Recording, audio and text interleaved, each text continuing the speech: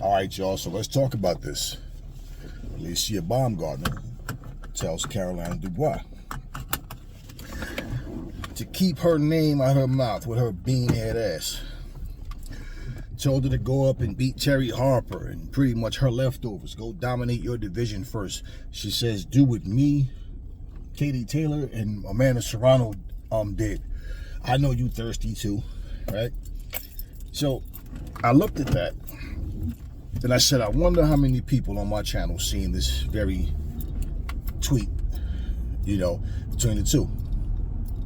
Well, Caroline Dubois, she claps back and says, listen here, you drug cheating ass. I got bigger fish to fry, and I'm hoping that I'm one of those that fight you for undisputed or whatever, right? Something to that effect. So bottom line, Caroline Dubois wants that smoke. She says she wants to smoke. All right. Now, remember what I said a long time ago, and this was when the night that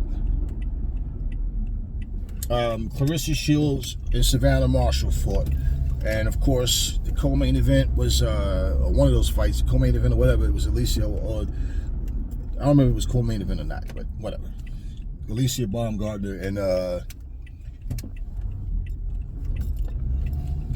all right, I'm screwing names up right now. So anyway, bottom line, in that conversation, I remember I said in texts and different videos in there, I said, if these women stay hungry and stay humble in terms of they'll understand that we have a platform now, we are here now, right? We're not gonna make the same bad decisions that they do in men's boxing.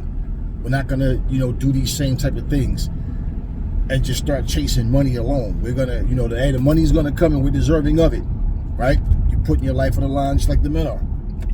But at the same time, once more money starts coming in, the mindset starts to change. I said I don't think it's gonna be long before we see if women's boxing start to really flourish.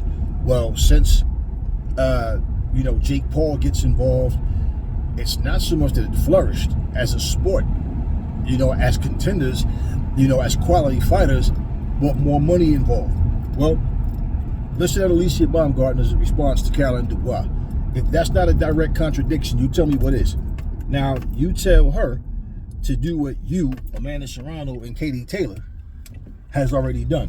What you fail to realize, Alycia, is that you're the only person that put yourself in that category with those two. You're not even seen as being on their level. Now, I'm not saying you're not, because at the end of the day, you only know once the fight happens. But you might not ever even get those two fights. So my thing is Alycia Baumgardner gonna fight somebody as good as Caroline Dubois or better? Or is she gonna fight a lesser opponent after telling Caroline Dubois to go out and accomplish more first? Now, if you can feel like that about Caroline Dubois, right? Let's give the eye test. Let's look at her skills and your skills. If you can feel like that about her, imagine how Clarissa Shields felt about you. Because your accomplishments pales in comparison. Your skill level pales in comparison to Clarissa Shields. But here you are telling a worthy opponent that, hey, you haven't done enough, basically. Go out and do this and do that. Well, who do you want to fight? Let me align my name up there with Katie Taylor's and Amanda Serrano's. You see, I remember when they asked Amanda Serrano about fighting Alycia Baumgardner. Amanda Serrano said on one condition, that they fight 12 3-minute rounds. Alycia Baumgardner had a problem with that. Are you paying me for those extra rounds and for those 3 minutes a round? Nobody wants to see women fight for 12 rounds, 3 minutes a round. And she had all of these different reasons as to why that wasn't a good idea. Now, my thing with Amanda Serrano is, do you feel you need those extra rounds to beat Alycia Baumgardner? Because we do know that her Achilles heel really was her gas tank. Like when she tanks out, she really tanks out. So, that was a situation. Why you have to put these stipulations to fight Baumgardner? right? But why does Baumgardner have a problem with that, right? You here to prove that you're the best, right? Nah, these fighters, they want too much of a comfort zone. They need too much of a comfort zone. They don't have their comfort zone. They don't want to fight. So now here's Caroline Dubois. This is what I'm saying. None of these fighters care about legacy. They can talk all the shit they want. They are more focused on stats and accomplishments than they are quality opponents. So if Caroline Dubois is not ready, then on your level in your eyes, then who else do you want to fight? Like, let's be real. I don't think you're going to get the Amanda Serrano fight. I don't think you're going to get a Katie Taylor fight. And the thing is, she keeps talking about she wants to go up. I don't understand what's going on in Alycia Baumgardner's career. But that last opponent that she had, she was expected to blow her out, smoke her out quick. We seen the skill set. We didn't. It's like, man, you never know what happens till the fight happens. But this chick, man, Baumgardner should walk right through her. That's not what happened. She gave her a very competitive fight. So how could you talk to Caroline Dubois like she's not on your level and you barely won that fight against a chick that it's not even about nobody knew her. It's the fact that she's not that good. She's just not that good. You go back and look at that fight.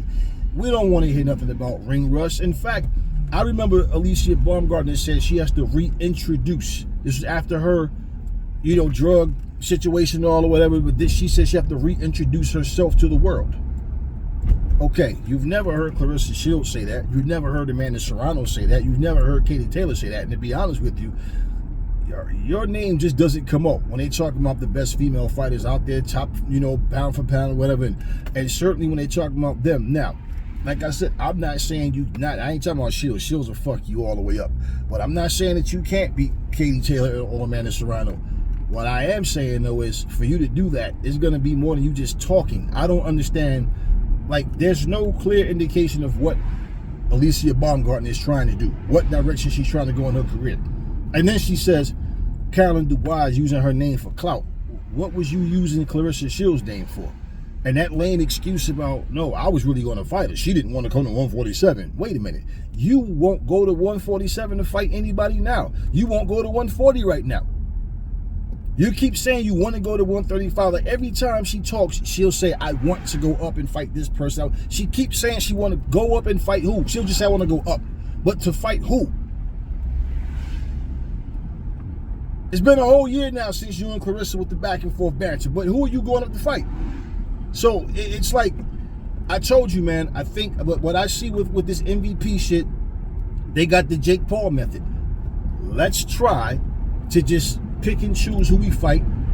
We'll bring them a part of this stable, try to make it sound like they're a big deal. We'll talk them up. And then the fact that you're fighting on this platform, it doesn't really matter who you're fighting. As long as you're getting paid, hey, you go in there, make some easy money. I feel like that's what that's really the direction. Every time someone says, I want to, like, think about how many fighters we heard say, I want to fight 3-4 times a year. 3 months later, I want to fight 3-4 times a year. 6 months later, I want to fight 3-4 times a year. 2 years later, it keeps saying the same things. The older you get, you're not going to pick up the work rate. Let's be real. So now, if you're not going to fight somebody like Caroline Dubois, and I'm not saying just because someone says your name, like, okay, now I have to fight automatically down. Okay, but I'm saying, why would you not want to fight Caroline Dubois? Why? Like. So is there some unwritten rule that you have to be undisputed or have been undisputed in order to fight the best fighters? And like I said, all this accomplishment, I won this, I won that. Okay, well, look at how many fighters who didn't accomplish what Devin Haney accomplished. But they're calling his name as if they did, right? Okay, I told you, man, this generation, man, it's too much of a comfort zone.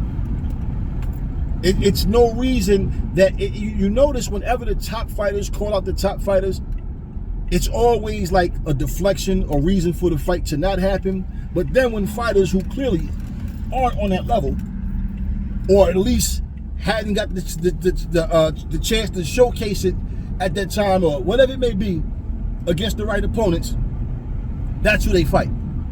Like we know, Tank Davis said what he said about Lamont Rose being tough and claiming that's why he picked him, but this is why now he's going into a circus fight with Jake Paul. What happened to the rematch? And he announced that this will be his last fight. It's something. Look, it shows you. These fighters sit here talk about, I want to fight the best. I am one of the best, or I am the best. But then, like I said, you get offended when the best is calling you out. When somebody want to, a worthy opponent. So if she fights anybody that's not on the same level or better than a Caroline Dubois, who is that going to be? But if she doesn't, what's the purpose of telling her she has to go do more? For that matter, why should Clarissa Shields fight Shadeja Green? For that matter. You understand what I mean? For what? She lost to Franchon Cruz and barely beat Savannah Marshall, who Clarissa Shields beat the shit out of. So if we're going to go by that, and this is where I'm saying, like, this generation of boxing, man, it's weak. It's weak, man. Now the head is big, the ego is deflated, is inflated because, oh, you know what? Now let me talk like I'm unbeatable.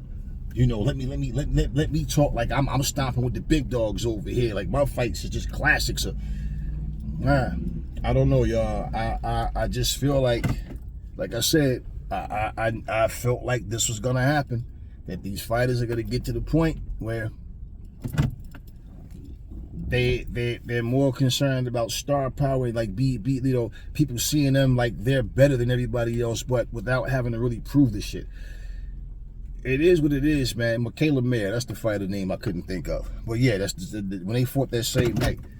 You keep saying you want to eventually fight Michaela Mayer again and all that, and this is my thing. This is what I'm saying. Why is it so hard for a big star like Alycia Baumgardner to get the fights that she wants? Because she's very quiet. And I'm not calling her a big star. That's what she calls herself. That's the image that they try to give. Yet, you take a person like Caroline Dubois and tell her she hasn't done enough, basically. Hey, man. This is why boxing is dead as fuck. And everything is about a spectacle. Everything has to be, big money to the point where, like I said, they're not about showcasing boxing. They're about bragging off the ticket sales. What they got at the live gate, the pay-per-views, or the streams. That's where boxing is. That's where pretty much everything is. Tell me what y'all think about Caroline Dubois and Alycia Baumgardner. Never fall in love with lies. Remember, the truth brings hate out of people, and I will catch y'all on the next video.